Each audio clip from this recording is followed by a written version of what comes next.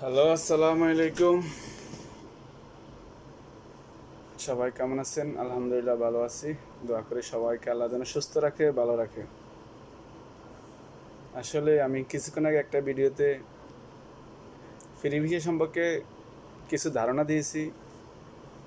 এবার আমি কিছু কথা বলতে চাই কোম্পানির বিষয় সম্পর্কে। আপনি যদি কোনো কোম্পানির বিষয়ে বিদেশে আসতে চান, পৃথিবীর ওয়ার্ল্ডের যে কোনো দেশে হোক না কেন,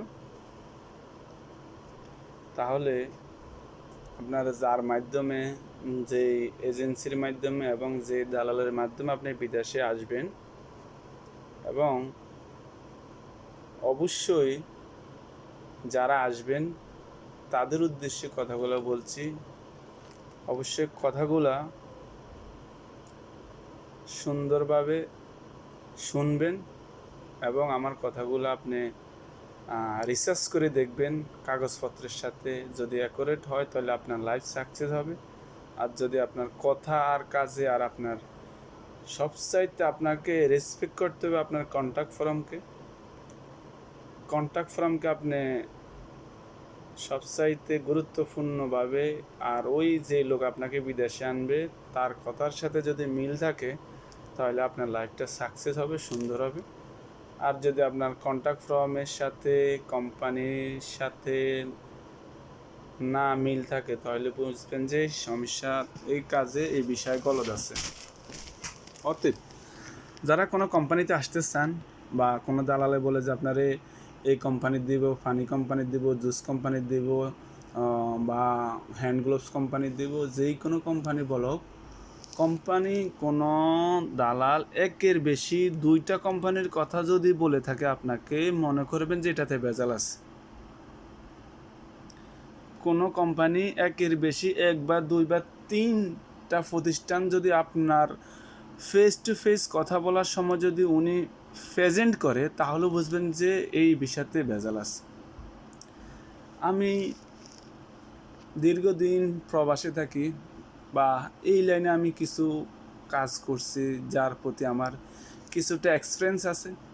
বাট এই কারণে আপনাদেরকে বলছি, যারা আসেন অবশ্যই একটা প্রতিষ্ঠান হতে হবে, একটা কথা হতে হবে, একটা নাম হতে হবে।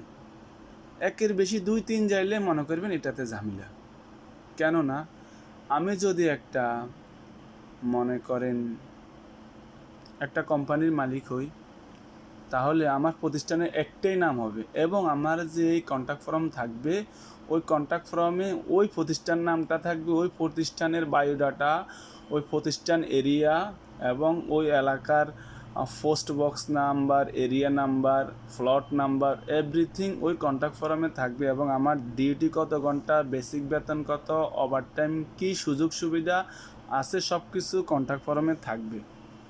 তাহলে আপনি বুঝতে পারবেন যে আপনার বিষয়টা একদম রাইট। আর যদি একের বেশি ও মুক্তমুখ বাহানা দিয়ে বলে, তখন বুঝবেন যে আপনার বিষয়টা একদম গলত। আর আপনি কন্ট্যাক্ট ফর্মটা সবচাইতে আগে প্রাধান্য দিবেন, ওটাতে সব কিছু ঠিক থাকলে আপনি ঠিক। আর ওটার যদি ব্যাঠিক থাকে তাহলে আপনি মনে করবেন যে আপনি কোনো না কোনো বিপদে পড়ছেন। কারণ দালালরা আসার আগে আপনাদেরকে অনেকগুলা লজিক বলবে, এটা করবে সেটা করবে, এই কোম্পানি সেই কোম্পানি, যেটা ভালো লাগে এটাই করতে পারবেন। তো আপনারা যখন টাকা পয়সার লেনদেন করবেন, তার আগে কোম্পানির বায়োডাটাগুলো নেবেন। নেওয়ার পরে সব কিছু জাস্টিফাই করে অনলাইনে আপনি যে কোনো সময় গুগলে সার্চ দিলে যে কোনো কোম্পানির লোকেশন অবশ্যই অনলাইনে শো হবে এবং বায়োডাটাগুলো থাকবে। যদি আপনারা এই সব বায়োডাটাগুলো ইনফরমেশন এবং দালালের কথার সাথে অ্যাকুরেট না থাকে, তাহলে লেনদেন করবেন না। অবশ্যই মনে করবেন এটাতে ভেজাল আছে, এটা জাল।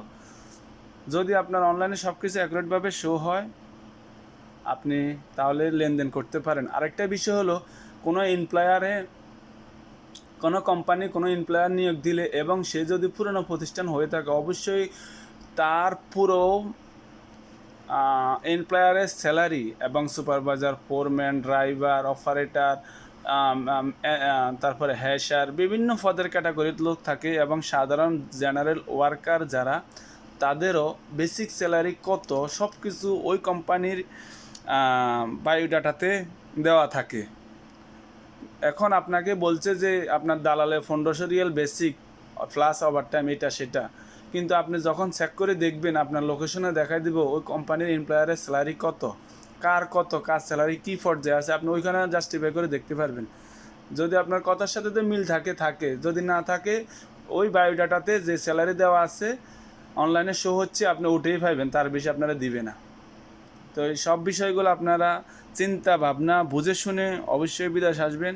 আর বর্তমানে বিদেশের পরিস্থিতি খুবই খারাপ, তার চেয়ে বিদেশ না আসি কেউ যদি দেশে কোনো কিছু করতে পারেন সেটা সবচাইতে বেটার হবে।